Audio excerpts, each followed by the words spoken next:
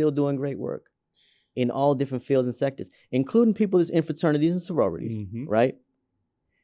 And if they get the chance to really be truthful, I think the main thing they would say is the bond that you break by suffering together and all that, that's real. Rites of passage is a real thing. Community is a real thing. Networking is a real thing. Having a code of working with your people, like your tribe, that's a thing.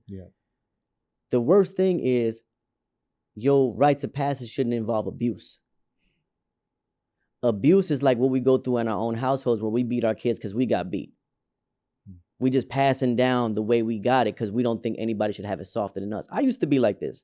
Like as a 5%, I used to be like, well, you can't be no 5% unless you've already been through this kind of hell and been through that and felt like this. And nah, because if you can see the truth and you're ready to teach the truth and you're going to live and die behind the truth, you shouldn't have had to got abused to see it. Just because I went through some hell. My hell don't got to be yours. And so there's ways that the new Black Panther Party, when Brother Khalid Muhammad was doing that out here, they had their initiations. They might have had to stay on post and be outside all night and not go to sleep because they protecting the block. But the motive and the mission was different. Imagine if all the fraternities sent their men out to post up on the corners of the worst neighborhoods in America and said, this is how you go. It's going to be 2 of y'all on every corner. 2 of y'all just keep in post. Don't let the other one go to sleep. That's a different level of training. That's a different level of representation. And it's a hardship that you look back at and be like, yo, remember when we used to have to be on that corner every day and the crackheads used to be doing this and then they used to be driving by real slow and making us nervous and we used to be but yo, you remember that old lady that we helped and remember them kids? All them kids used to love us, man. That's some good bonding for a person to mature into elderhood with that. You know, just getting spanked and paddled. That's Greek, bro. That's Greek to us. Like that's not none of our way.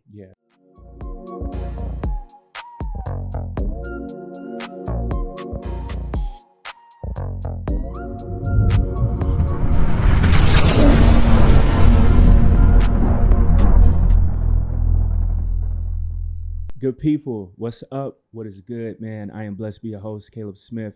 Today we have an absolute legend who has returned, graced us with his presence, man. He sent us a text, felt honored, wanted to come back onto the show. So that's how I know he about to cook. Dr. Supreme Understanding. How you feeling, my brother? Man, it's a lot of pressure. No, it's not. It's a lot of pressure. I gotta deliver. Bro, you've been doing this for decades. Man, I got some important to share though. So but man, I gotta say, bro, me and Sid, we had told you after that first conversation, bro, this is gonna do very well. People, they're gonna feel it, they're gonna love it. And man, in the comments, you know, seeing people say, yo, Supreme back, I've been looking for him, all of this. I love it. So man, I just wanna open up this platform to you, man. Even if you want to pull up once a month, you are more than welcome to. Thank you. Talk your talk, get some stuff off your chest. But you came up with a great topic idea, and I love it. Preventing the rise of a Black Messiah. I thought about the words of J. Edgar Hoover. That was his mission at the FBI. We saw it happen with the 2 men behind you with Martin Luther King. We saw it happen with Malcolm, COINTELPRO, Fred Hampton, Sada Shakur. The list goes on and on and on. But man, if you can, break that down. What does that mean, if you can, the rise of a Black Messiah? Trying to stop that. Okay, so one thing that get people really stressed out and confused is not knowing where all the problems in society come from or why they all exist, which leads people without real information to the conclusion that we're all trash.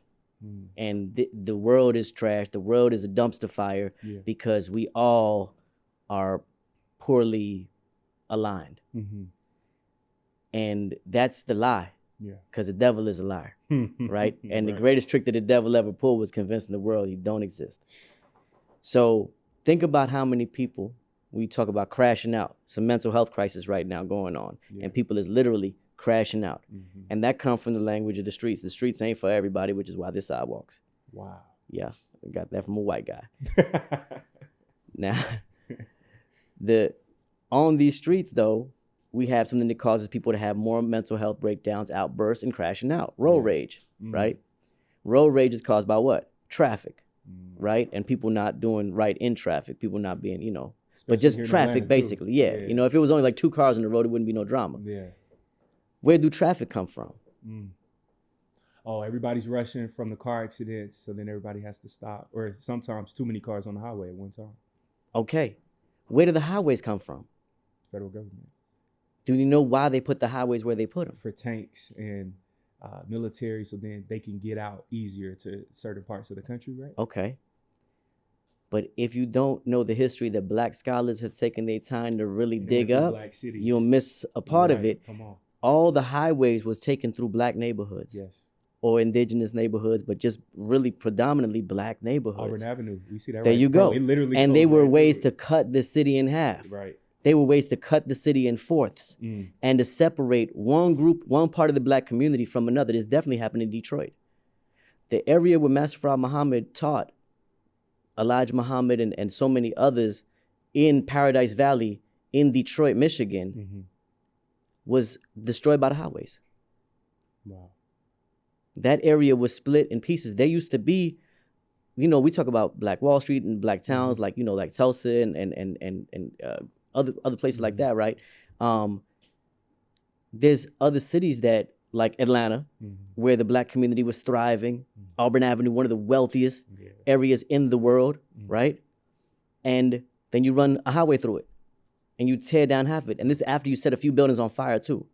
This after there's widespread arson too, right? So the first house is getting burnt down. So now people don't have no way, and this goes into house getting burnt down right now, because once you recover from that, you already, we sometimes forget about our own emotional state in the process and why our performance level is affected by how we feel. Wow. But we really got to start measuring that, because if you're going through something, it's a lot harder to build and organize, which is why it's so important to get the peace of mind no matter what circumstance you're in, right? So part of that peace of mind really do come from knowing this is what's going on, this is why it's happening, rather than being in complete confusion about it. So it's like the house is burning down, don't be accidental.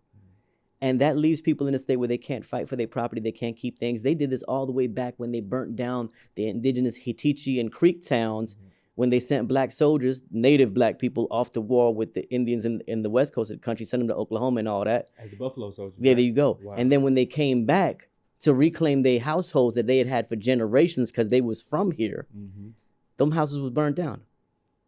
And they couldn't get no new house. So then they became in a condition where they just had to secure work. Right? So all this show you like, okay, the devil is in the details. And so we just was talking about highways. That was highways. We didn't talk about redlining. We didn't talk about the tax code. We didn't talk about how law school didn't they made themselves to where it wasn't to where black people could get in. Like this was done for a specific reason, right? And if you got knowledge of self, then J. Edgar Hoover's quote in the COINTELPRO papers about wanting to prevent the rise of a black messiah make more sense. Man. See, because it's not just that racism is a misunderstanding or it's some confusion or like this is, like even the hillbillies that buy into their model of superiority and supremacy, they've been taught that by people that had a real agenda. They've been taught that by people that know how to manipulate both sides of the fence and sell weapons to both sides of the war. Wow. And then the idea of preventing the rise of a black messiah make even more sense. Yeah. Because it's really something of biblical proportions, because you're really dealing with not just flesh and blood, but principalities. Dark principalities. Yeah. Wow. Now you cooking, bro. So if you allow an area like Paradise Valley to continue to grow and thrive, it's actually going to do well. Integration, as you know, was one of those things that kind of countered that too. Yeah. Even now, what they talking about with like DEI and all that, like that really don't go to the indigenous and to the black people of America. That go to everybody else first, the same way affirmative action did, the same way welfare do. Because welfare benefits white divorced women more than anybody else. More white women. That's crazy. Absolutely. And the Black Panthers is the ones that started the free breakfast. Yeah. You know what I mean? Like they the ones that actually add in the component that's relevant to the children in the community and making sure everybody was able to eat. And then it spread around. Just like the ambulance, that was brothers out of the Hill District in Pittsburgh. because they know that if the police come to get a black man, they take him for what they call a rough ride. And a rough ride mean they gonna do a Freddie Gray you. Mm-hmm. So it's then and now, Freddie Gray is a recent version of the reason why ambulances started. Because they would take you for a rough ride and break your neck in the back of the paddy wagon. Mm. Before you got to the hospital, they take you the long way because there was no hospitals in the community either. Wow. And this is not by accident, this is by design. Because if you have it to where black babies can thrive naturally, can be taught by their own people, can be taught the skills that they need to be self-sufficient, can see their mother and father together in loving families and households, can work together with their brothers and sisters, then it don't matter what kind of poverty you come from because you're going to make something beautiful happen. Mm. And the beauty that comes out of that is children that become their greatest potential. Mm-hmm. And that is the thing that has been thwarted all this time. And it's through school system, the prison system, the healthcare system. These are what we call Yakub systems. Because they all designed to keep that godly black baby from reaching their full potential. Bro, Supreme, hey, you already pulled up, locked in, man. Hey, I'm loving this, bro. Man, these babies in today's time, bro, they're so intelligent. And one thing that I love, they're just like unapologetically themselves. And recently we saw a young black messiah, Caleb Wilson, same name as me. And his killer, his name was Caleb as well, oddly enough. But he was pledging Q-Dog, Omega Psi Phi, Southern University. I have friends who were Q-Dogs, who have pledged all of that stuff. I've seen one friend actually denounce it earlier this week. And I was like, dang, it's like that. He was with him and he denounced it. He denounced him. And bro, he was president of his chapter. He was like older than me, like 3 years older than me. He was heavy into it, bro. He was pulling up the homecoming. He was branded. For young kids now, how should they approach trying to join social clubs? Because these babies now are first gen, sometimes college students. How should they approach trying to join social circles in this talented 10th mindset? Is it possible to mend both worlds, or how do you feel about that? Okay, so I'm an HBCU baby. Okay. I came from Jersey, and one of the things that I fell in love with Atlanta was the amount of black intelligence, power, and wealth that was blooming here. That's right. So when I got taken by my crisis intervention counselor on a college tour, wow, and I saw Morehouse, I said I could be here. They had to pull some strings to get me in because my GPA was so low. But they made it happen. Yeah. That, Shout out bro. to Mr. James Johnson. Yeah, College Preparatory Incentive Program. He made us wear a shirt and tie every Wednesday because we was the kids that was in trouble for me, not going to class and just being in trouble. Like I was a little delinquent. He brought me on this college tour. That was also my first time speaking, thanks to him, because the school board tried to take our graduation away because we had missed some days and they didn't want to excuse them because we went to black colleges. Wow. And I had to and that was my first time at 16 having to speak against the school board. And that was my first time speaking truth to power. And it was in a black church. And I heard an amen and a hallelujah in the background when I got to going. And I just got to going in like extra heavy. Like I started to say, what? They put the battery in my back and I had some juice now. And I was like, this is the best feeling in the world. Because all I'm doing is telling the truth. Mm-hmm. I'm telling the truth, but the truth is celebrated. Like, you know how many spaces in which the truth is not celebrated? And the truth teller get to feeling crazy? They'll gaslight you into thinking that you a whole nut because you just tell the truth. And so you got to learn how to tell the truth slicker and smarter and cooler and more charismatic, or do like I did and get a doctorate so that you got letters behind your name so that people take you seriously when you're saying the same thing that your homeboy on the corner can say. But he say with rough language, so then nobody don't want to listen to him. He intimidate people because he got too much melanin and too much adrenaline. So that's scared too many people. He might be 6'3", 280. They don't think nothing wise can come out of this man's mouth. No. So they already got him pigeonholed. So then I ended up becoming a bridge for that's really ever since I was in Jersey. They said like, yo, go to college, go to Morehouse because you're gonna be able to do good work that other people can't do. So we need you to do this job. So I was always like on a mission. Yeah, so I went to Morehouse. And despite being homeless one of them years, I graduated with honors and made really good friends from all walks of life in that space because Morehouse is part of the AUC, which includes Spelman, which is all women, and Clark Atlanta, which is mixed, and Morris Brown, we got to give them a shout out too, and the Interdenominational Theological Seminary. Nobody shouts them out. Yeah, you're right, bro. There was some warriors being produced out of there, man. You got to realize these is black theologians that are going to go on to lead congregations. You better hope they got some political consciousness. Why would you not make sure that you on their campus too, talking to them, or make sure they pulling up to your events? Yeah. So I was them class of 01. Wow. So this was a charged class. Like this, everybody from that time period still building, still doing great work in all different fields and sectors, including people that's in fraternities and sororities, right? And if they get the chance to really be truthful, I think the main thing they would say is the bond that you break by suffering together and all that's real. Rites of passage is a real thing. Community is a real thing. Networking is a real thing. Having a code of working with your people, like your tribe, that's a thing. The worst thing is your rites of passage shouldn't involve abuse. Abuse is like what we go through in our own households where we beat our kids because we got beat. We just passing down the way we got it because we don't think anybody should have it softer than us. I used to be like this. Like as a 5%, I used to be like, well, you can't be no 5% unless you've already been through this kind of hell and been through that and felt like this. And nah, because if you can see the truth and you're ready to teach the truth and you're going to live and die behind the truth, you shouldn't have had to got abused to see it. Just because I went through some hell. My hell don't got to be yours. And so there's ways that the new Black Panther Party, when Brother Khalid Muhammad was doing that out here, they had their initiations. Wow. They might have had to stay on post and be outside all night and not go to sleep because they protecting the block. But the motive and the mission was different. Imagine if all the fraternities sent their men out to post up on the corners of the worst neighborhoods in America and said, this is how you go. It's going to be 2 of y'all on every corner. 2 of y'all just keep in post. Don't let the other one go to sleep. That's a different level of training. That's a different level of representation.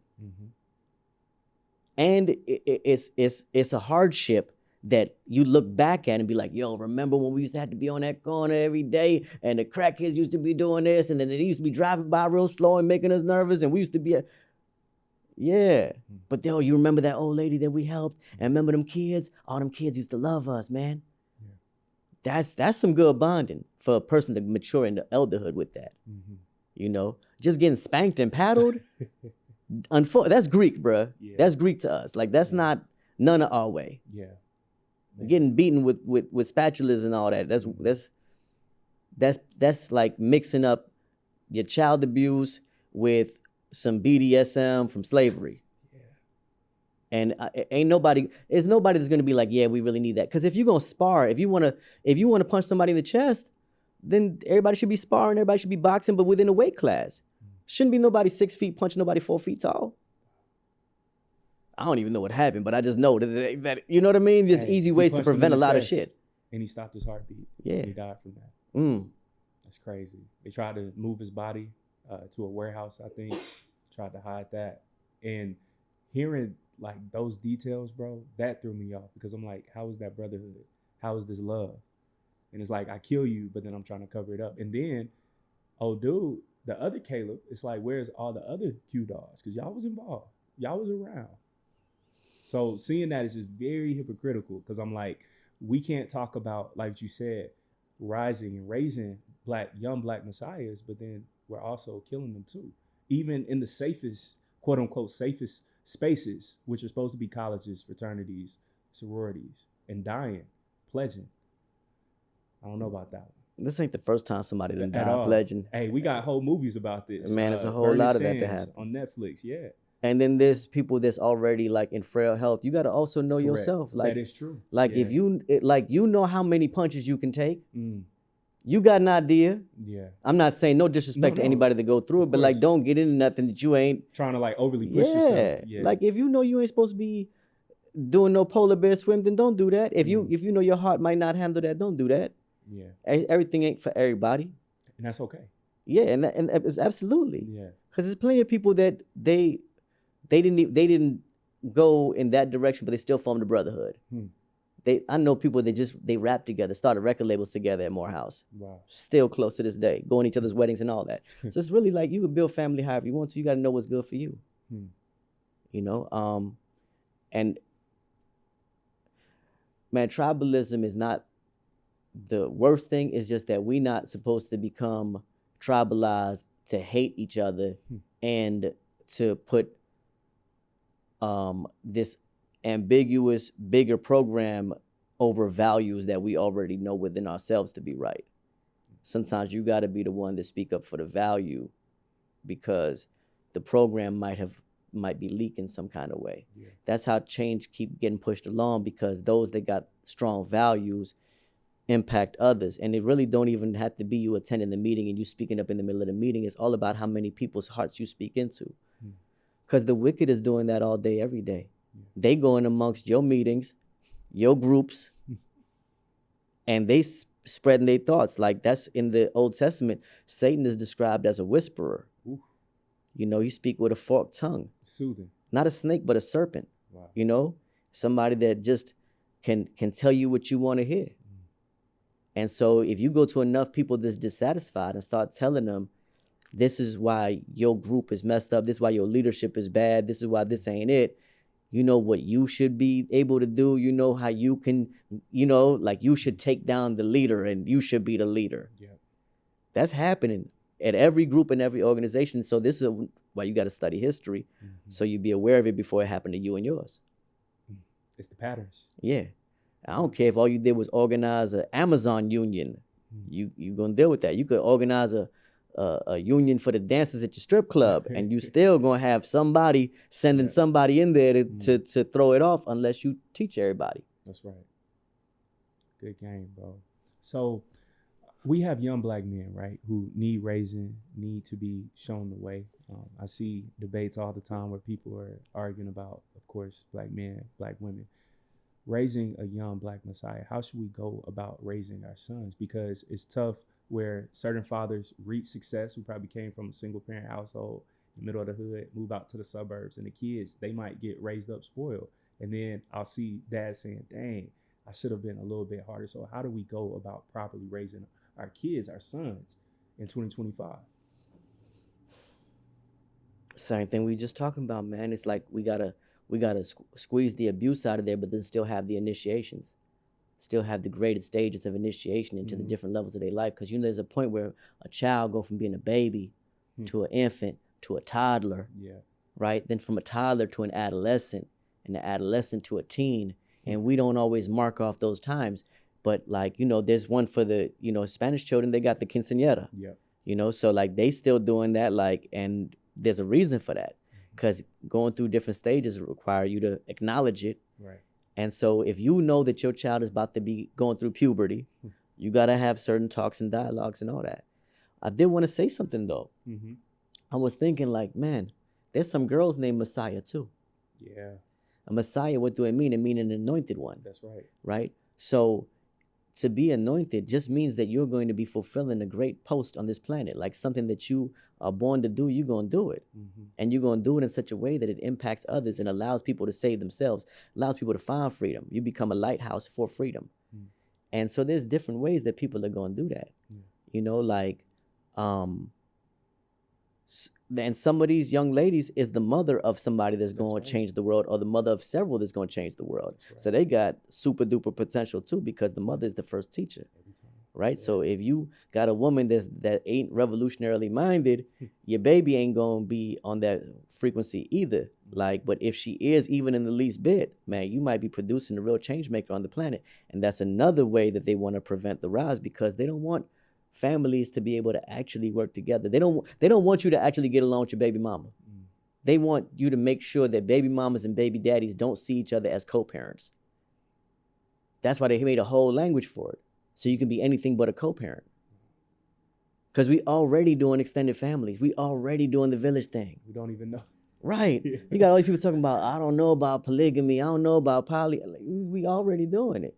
He got a baby mama and he got a wife. So it's like, and unless you are completely focused on sex, you won't preoccupy yourself with that part of the equation. If you thinking about the children in the future, you're thinking, how are these children turning out due to these arrangements? That's right.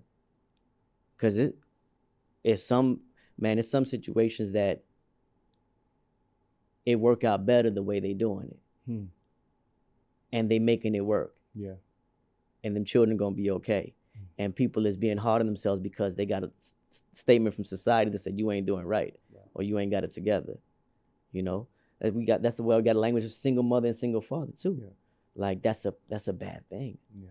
You know, but it's like, nah, you just a mother or a father. You know, then you bring in your dating life, that's single, but you got people with you. That's right. You got brothers, sisters, friends. You got aunties, uncles. You know, we got ancestors. Every time, yeah. Got other children that help us with our other children. Yeah. And the more we remember that, the more we move in the right direction and actually be sustainable for whatever future is being cooked up right now.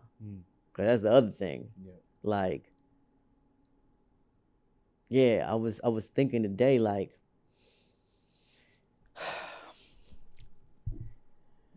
I got a chance to test out some technology. So you can get paid to try out new technology. Just like, you know how they used to do like medical trials, like they can do a medical treatment on you and all that. Yeah. I don't know about that. I don't know about taking no experimental pharmaceutical. Right. But trying out some technology that don't involve them being in your veins or in your body, and they just doing biometrics, still questionable, right? Like I ain't getting the clear pass for flying because they scan your eyeball to do that. Wow. Oh, all that's coming. Just like at Whole Foods now, you can do the Elon Musk salute and have them scan your wrist. What? Whole Foods scan your wrist now. I didn't know that. I haven't been to Whole Foods in a good minute. Yeah, absolutely. Yeah, Whole Foods is going to be the first to do it because they with who? Amazon. Yeah.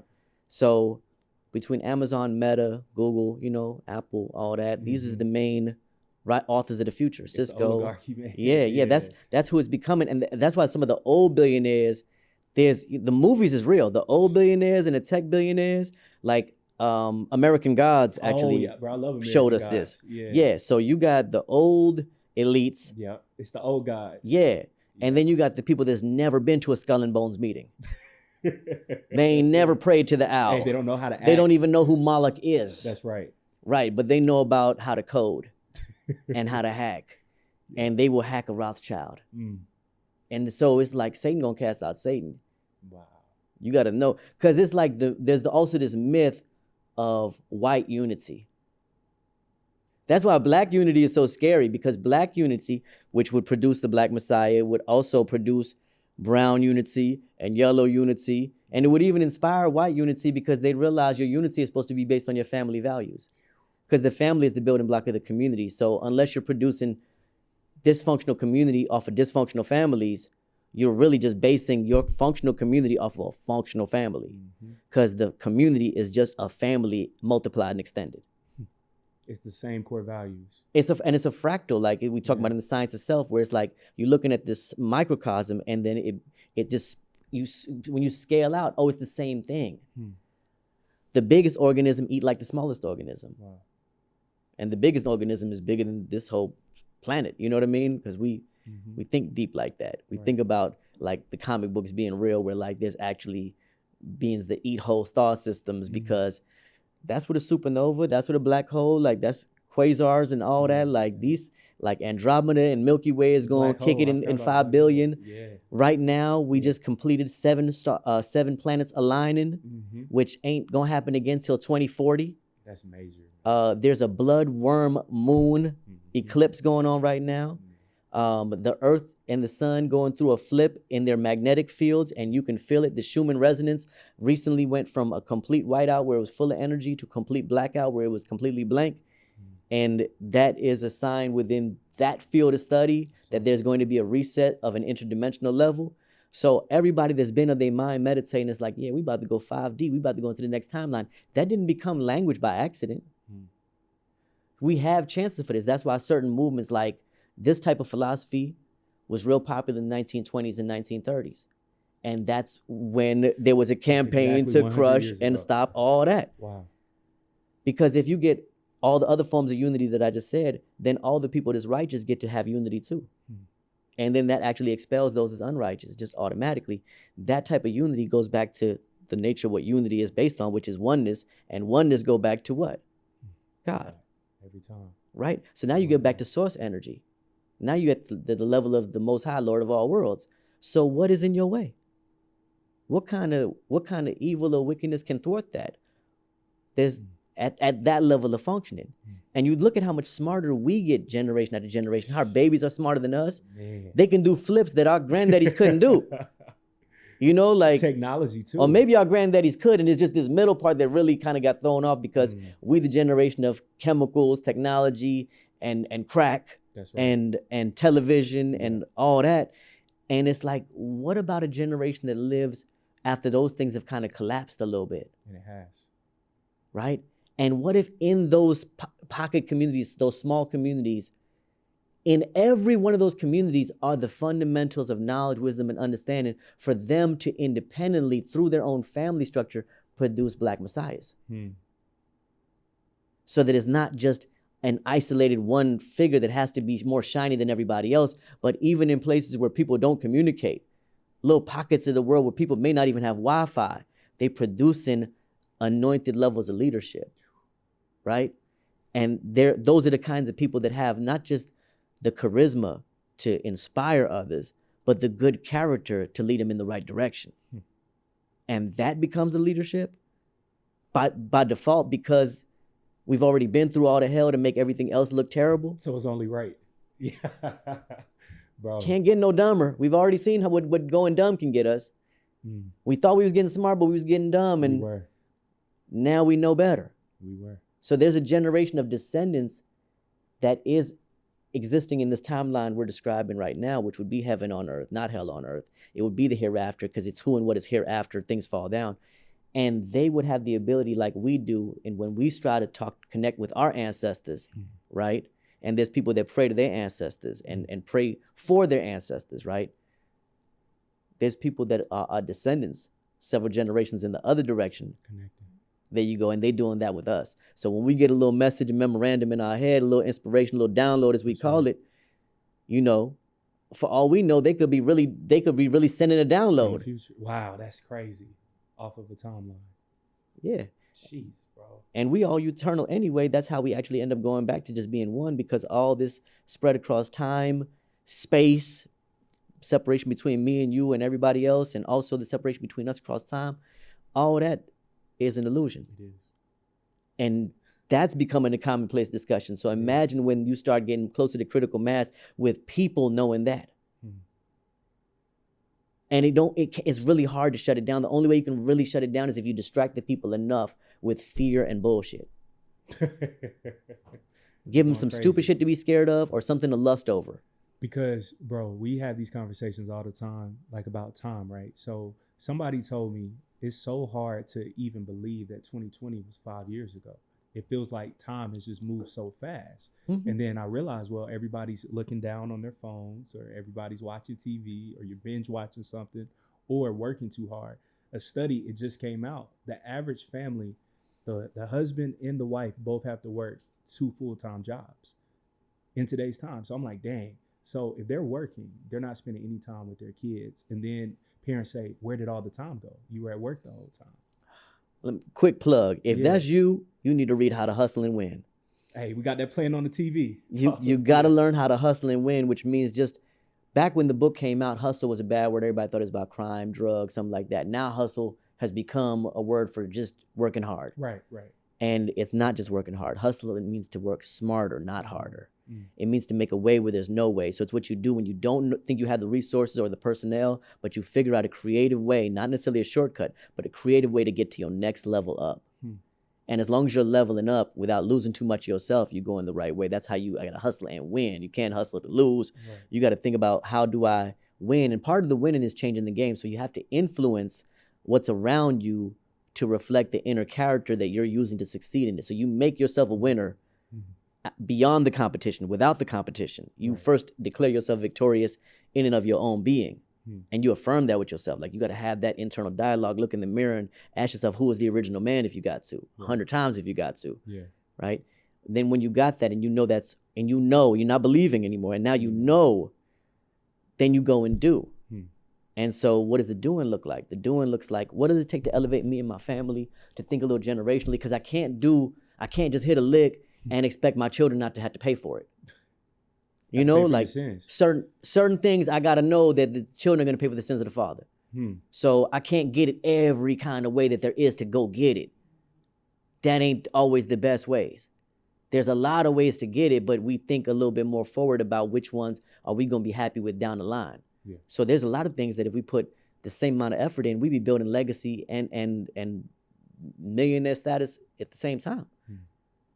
But sometimes we be so concerned about millionaire status that we end up compromising the legacy and the millionaire status.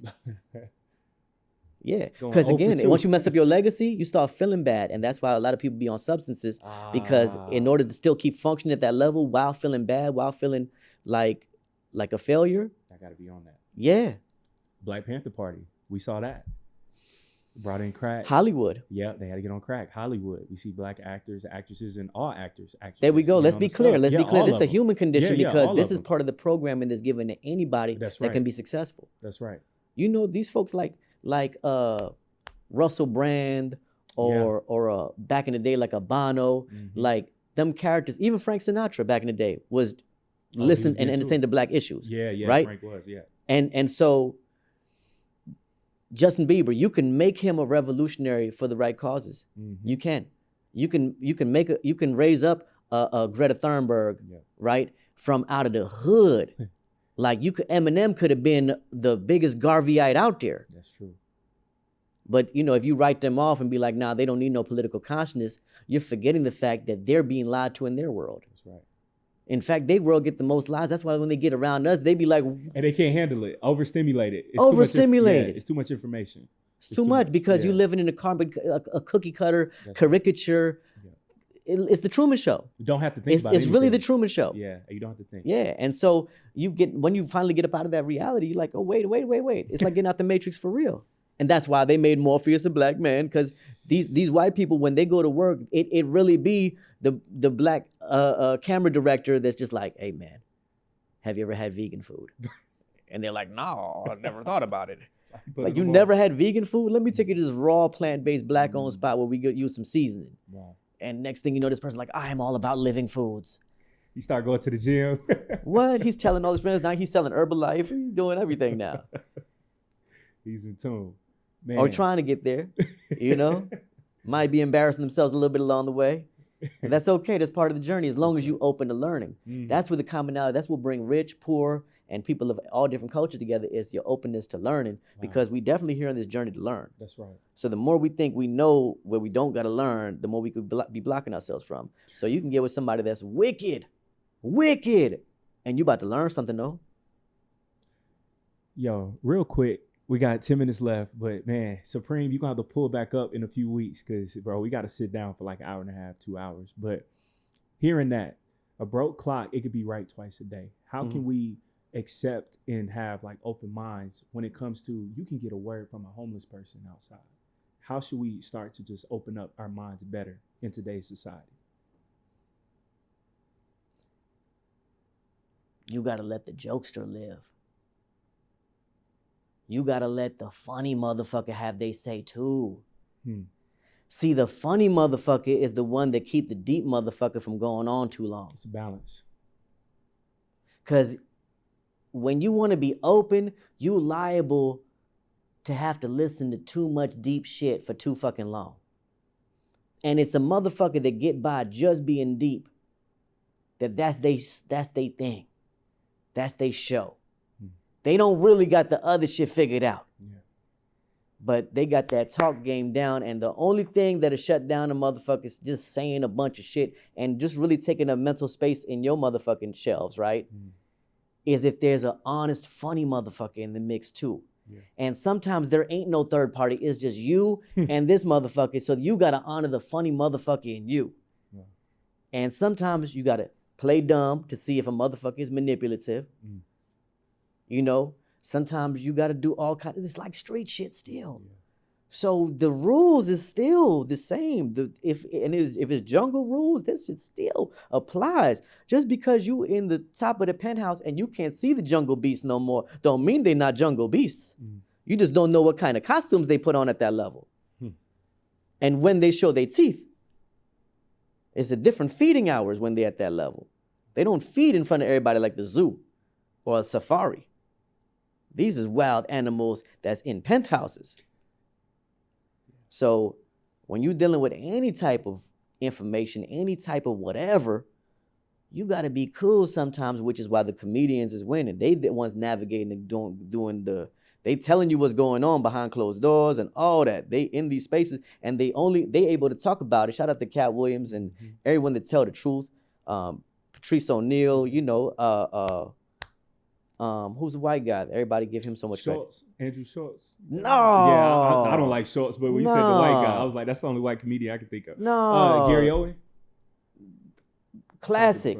Take me back a Joe few. Rogan? Ponytail. No. Who had the ponytail? OG with it, man. They gonna be so mad. We gonna leave this unsaid. Yeah. Nah, we gonna have all the historians for comedy see going you. crazy. No, you a little younger than me. That's Yeah. what it is. But this man, seeing somebody gonna be like, yo, of course. I don't want this to be the only thing that's in the I'll be comments. Googling There's while so you many other cooking. things. But nah, he's a real one. He's not with us no more physically, but one that told the truth. You're not gonna find him because I ain't give you no I'm information. trying to type in all the descriptors. Old white comedian with a ponytail. Everybody gonna know who I'm talking about. They're gonna be like, Supreme, how the fuck you didn't remember his name? And it's like, why? Because the white history in my head don't come before the black history. Real shit. Because you was able to name. But I could tell Yeah. you about Red Fox and how political he was. Easy. Yeah, him and Malcolm X, they grew up together. That's crazy. Boom. That's crazy Boom. to think about. No, those connections is real. Where you think Malcolm X got the occasional joke from? Whew. You feel me? He ain't gonna talk to crowds of thousands of people for years and years without having a joke in there. You're not about to keep the audience. A preacher can't do it either. That's right. You might have to throw in a song here and there. Like, and if you're not a singer, you better bring in your homegirl that can sing her ass off. That's right. Cause she gonna break it up with a song, and we need that too. What worked is not the problem. What we gotta change is what's not working. We gotta take what worked. We don't throw the baby with the bathwater. Right. The church house ain't supposed to be torn down. They're just supposed to be repurposed. You repurpose these spaces so that they can be space for the poor and the fatherless. But that's gonna require us to stand up, like I say in Psalms 82:1, you know what I mean? And then go all the way to Psalms 82:6. Because before you even learn the ye are gods, you're asked how long you gonna let the poor and fatherless walk about in darkness.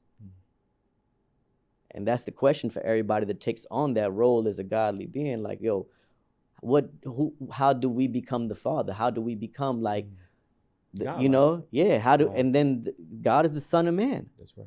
How do we become like the son, the actual son? Because that son is a symbol for how we can be. And if you notice, one thing the sun do is it keeps showing up. Every time.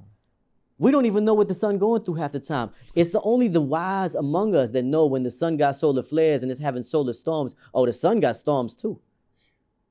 But everybody don't know about the sun storms, do they? And everybody ain't even gonna feel it. Just recently, all the telecommunications in Southeast Asia went dead because of solar flares. So a whole chunk of the planet Earth can become pushed in total blackness, total darkness at any time.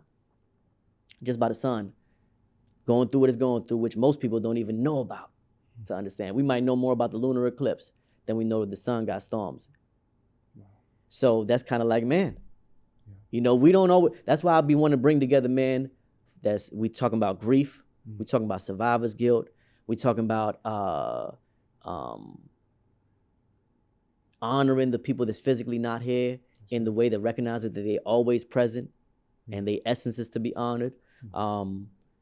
Honoring, you know, the creative side of us that like really draws on pain and turns it into beautiful art. I want to really do more of that. So that's my other plug. Besides read the books, do that wherever you can find it. And if you're in Atlanta, reach out to me because we're doing that in a few spaces. The Bookstore Gallery is one of them. It's a beautiful place. And Timbuktu ATL, it's a righteous marketplace. That's the other one. And my sister got a space called the Zen Bar. We're gonna be doing stuff there too. So yeah, I mean I gotta support. I'm gonna spread the love too because it's really enough for all of us. Shout out to Gallery 992 as well. Urban Grind Coffee. These are all black-owned businesses that really provide their spaces at really reasonable rates, or sometimes, you know, they'll even look out if it's a community event. That's right. And so this is a model for other cities to be able to do too, because it shouldn't just be one. It should be one on one side, one on another side. That's right. If you're in East Point, you got Black Art in America and you got the Chemic Love Club. that location. Yeah, beautiful, right? Bro. You ever been to the Chemic Club? No, I haven't. Chemic Club is run by the Black I like Achievement that Fund. name, bro. It's Gotta tap beautiful. in. Run by the Yeah. Black Achievement Fund. That's dope. You know about the Bookstore Gallery? Mm-mm. 2 locations. They teach about hemp, cannabis, and it's a bar, but not for alcohol. Wow. Right. And they do events for the community there. They were hosting Ndugu, which is an organization for Black men in Atlanta that has grown from being there, maybe like 12 people who's showing up there. Now it's at 125. Wow. So they've even outgrown the space. Organically, though. Organically, just providing community for Black men, because as going back to the original, we do need to, connect and network. And you're supposed to know that the networks that you make at any point in your life, 10, 20 years later, you can still draw on those. Yeah. Because you can say, hey, I'm looking for investors for this real estate thing I want to do. Who in my network has been doing real estate these past 10, 20 years? Yeah. That's powerful. We ain't all got to do the same thing. We call on those that did something else. That's right. Like I did education so that if anybody ever needs something taught or a curriculum or an event put together where people are learning or any kind of educational space, I can design that. I do that. Wow. And it don't even need a space. We go beyond walls. The best schools are those with no walls. Amen. Like hip hop. Hip hop is a school without walls. The 5% culture, school without walls. Wow. Dr. Supreme Understanding, bro. This was special. Special episode. On my notes, Mango Gang. We got 2 minutes left. Break that down. And then in the next part, you can really go crazy on that subject. Oh, yeah, because I guess we're going to have to get into survival. That's what I'm saying. We kind of led into that here. It's a good thing, though. But I did notice how I didn't do it in like a traumatic way, like doom and gloom, like, because we're not going to be in the Mad Max turnout. That's right. We had to choose what timeline us and our descendants live in. And so we picking that one that look a little bit more like what they call it solar punk or solar funk. So that back in the day, there was a thing called steampunk, genre of creativity, people reimagining reality as if we hadn't adopted fossil fuels and we still worked off of steam. That's steampunk. Then they became steam funk. Then they became cyberfunk. And the funk parts was the ones where it was like the Black view of it. You know what I mean? And so solar punk is like imagining a future that's not fucked up, but where people actually are able to blend technology, their own internal moral compass and culture, indigenous values, and green technology and organic everything. Yeah. And how attainable is that? It's as attainable as it is for us to hold it in our mind as our intention. Yeah. And then we pass that on as we keep living, and it becomes a spiral and a ripple, just like all these other ideas did. So we don't have to have a dystopian expectation of the future where it's like the Matrix and we being punished and all that. Some people may go that way.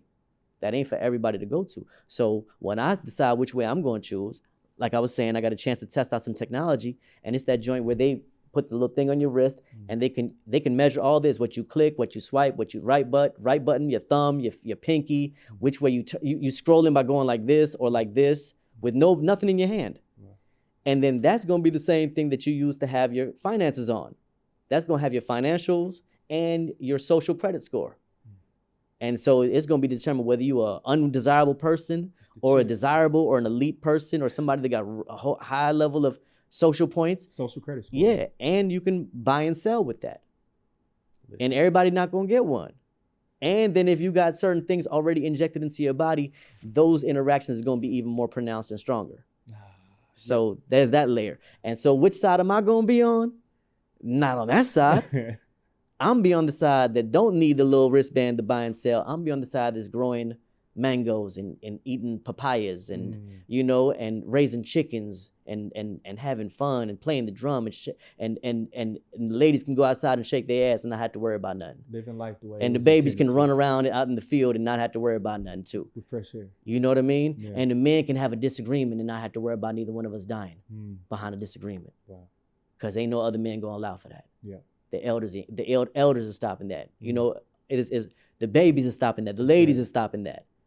Because it's a whole community and ain't nobody, So I'm part of the Grill Mango gang. I'm where the Grill Mango is at. Because we're going to be barbecuing. Listen, bro. Dr. Supreme Understanding, bro. In April, you got to pull up. Okay. A 2-hour episode where we can delve into everything. Because, man, I enjoy these conversations with you.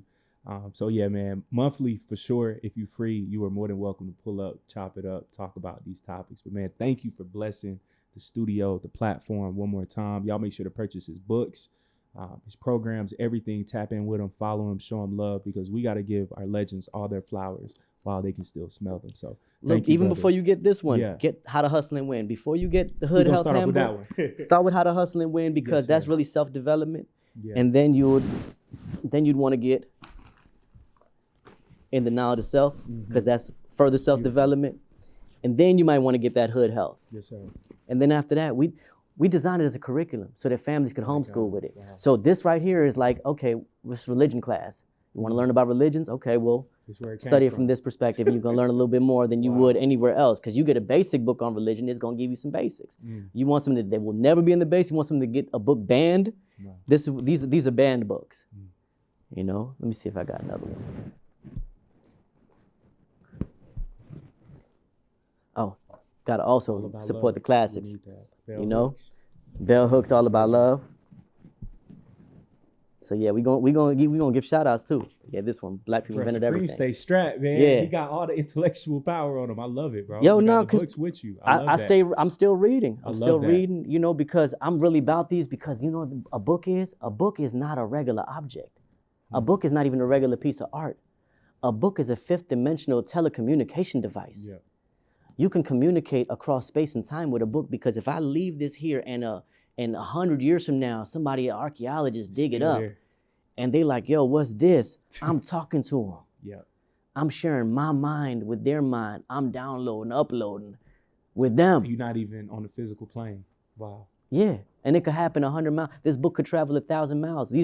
People is buying my books in Korea and Japan, and I'm able to tune in with them like, oh, I got family out there. That's like, I want to pull up. Like, I learned there's a whole Black community in Fiji and New Guinea that consider themselves Black and the Eastern cousins of the Black man of the West, and saying, come on, we waiting on y'all. We don't get no Black American tourism.